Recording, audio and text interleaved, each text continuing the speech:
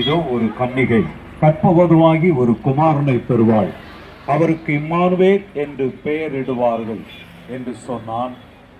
Emmanuel என்பதற்கு ஆலயத்தின் சார்பாக பொதுமக்கள் யாவருக்கும் கிறிஸ்துமஸ் மற்றும் புத்தாண்டு வாழ்த்துக்களை தெரிவிக்கிறோம்.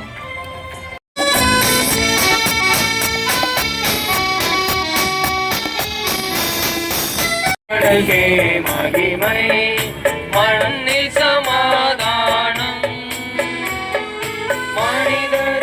மரியாளே, பயப்படாதே, நீ தேவனிடத்தில் கிருபை பெற்றாய்.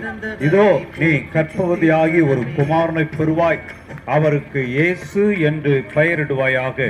அவர் பெரியவராயிருப்பார், உன்னதமானுடைய குமாரன் எனப்படுவார்.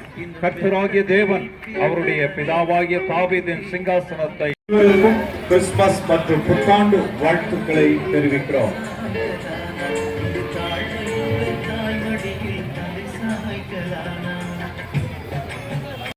கிறிஸ்துமஸ் மற்றும் புத்தாண்டு வாழ்த்துக்களை தெரிவிக்கிறோம்.